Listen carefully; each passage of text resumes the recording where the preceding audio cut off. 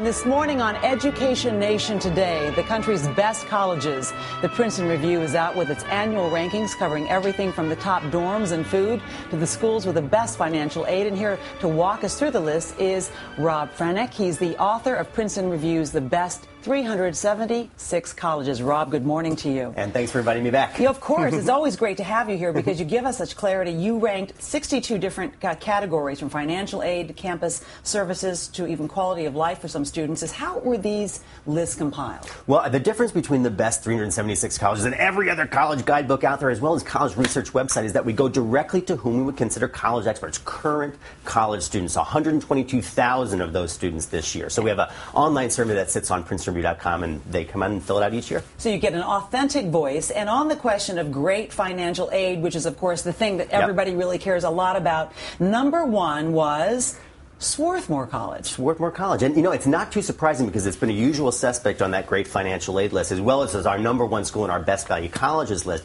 But Swarthmore has a really high sticker price, $52,000. But the average aid package, $36,000, bringing it down to $16,000 overall. That's what a student would pay for a public education in the U.S. alone. And that list also includes some Ivy Leaguers like, you know, Princeton and Yale and Harvard. But on the next category, best professors, number one is Wellesley College, and that list does not have any Ivy League schools. Yeah, that's true, and it's probably not too surprising when we start to think about the student-to-faculty ratio, and Wellesley is a good example. 8-to-1 student-to-faculty ratio. Professors at Wellesley are only teaching 2 classes a semester so they can devote their entire time to those undergraduates. No TAs teaching classes at Wellesley. All right, that's good to know. Also on the category of best career services, you have University of Florida. Yeah, and this is a fairly new list for the Princeton Review. This is the 4th year that we put it out there. We got the idea from a college dad that said, you know, I'm paying all of this money for tuition, but what are the careers that my son is going to get after he gets out of school? So University of Florida, usual suspect on the list, back in the number one spot. University of Florida is a big school, 30,000 folks, but 24 full-time staffers in their career center. Good to know. Okay, in the category of dorms are like palaces. Yes. Bryn Mawr in Pennsylvania, Bryn Mawr College did very well, number one.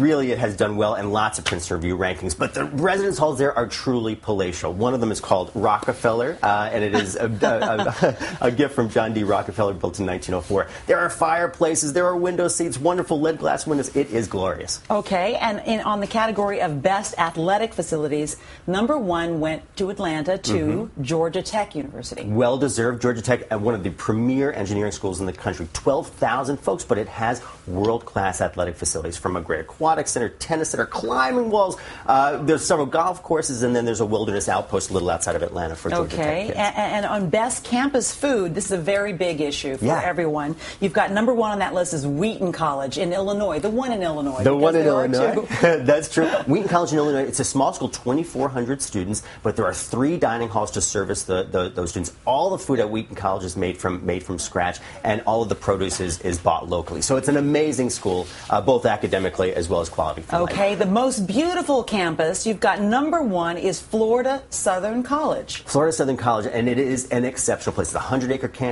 campus. It's on an old orange grove. But the thing is that in 1937, Frank Lloyd Wright designed and then built the original campus. So the 12 existing buildings from the original campus are all Frank Lloyd Wright designed. The top party schools. Now here we're getting down to it. Number one, Ohio University in Athens. Yes, and Ohio University in Athens, it is a premier school when it comes to academics for public universities in the states. It has been on this list before, 8 over the last 10 years, but in the number one spot this year. Oh, and we have a graduate in our midst, Matt Lauer, and it explains why we love him so much. The top stone cold sober schools, number one is Brigham Young University, which may not be a surprise. That's true. It's been a usual suspect. It's been that number one spot for our stone cold sober list. That's the opposite of the party school list for the last 14 years consecutively, number one. And also on that list, Wheaton College, the one in Illinois. Yep. Okay, and Wesleyan College, and also the United States Coast Guard Academy. These are really good information. But by the way, people can get this the complete information